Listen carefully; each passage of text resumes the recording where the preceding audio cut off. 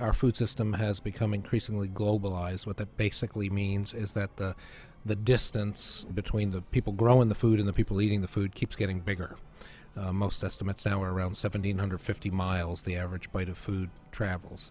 So what a local food system is trying to shorten that distance between those of us who eat and the very small group of folks who grow it or raise it. CAN just recently, in the last couple of years, has adopted sustainable development as its core mission. And the way we define sustainable development is development that's good for people, that's ecologically sustainable, that builds local wealth and resources, that increases people's skills and self-reliance, and that's going to last indefinitely.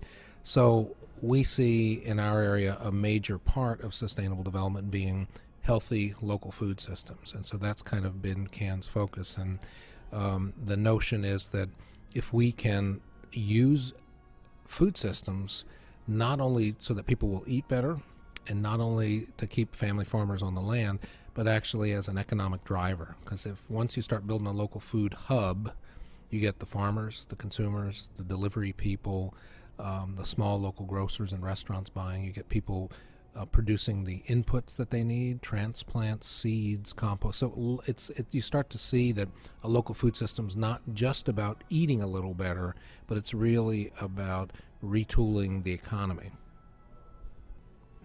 The fundamental idea behind local food or local commerce of any kind is, can we get what we need much closer to home than what we're used to getting it? Again, keep in mind that most food's traveling 1,750 miles. A lot of it's traveling 3,000, as are many of our other goods.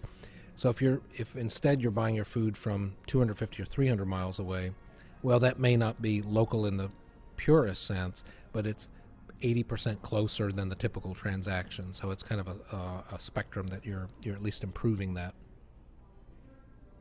CAN is helping to develop the value chain in this food sector by starting to help connect the links and use our experience as network members to help look at all the various, what we call the three legs of the stool of a value chain: the supply side, the production and aggregation side, and then taking a look at the markets. We think that's probably one of the greatest experiences we can have from the network. We are living in a day that makes these opportunities for people to refocus back on growing local food.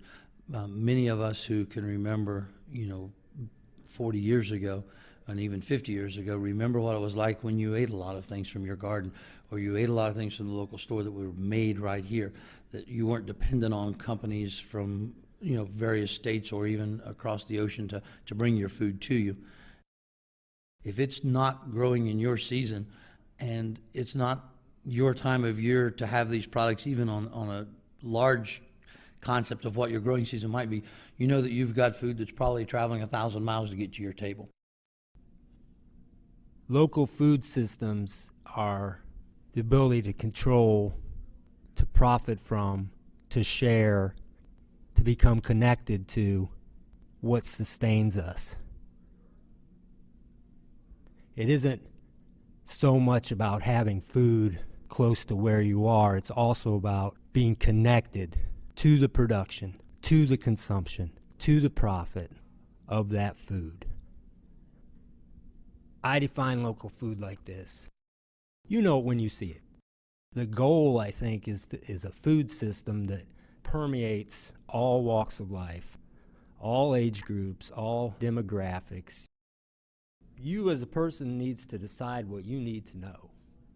And if you want to know where your food comes from, if you want to know that if you eat something, you can trust it, and if you do get sick from it, you're going to know where the problem is and be able to fix it.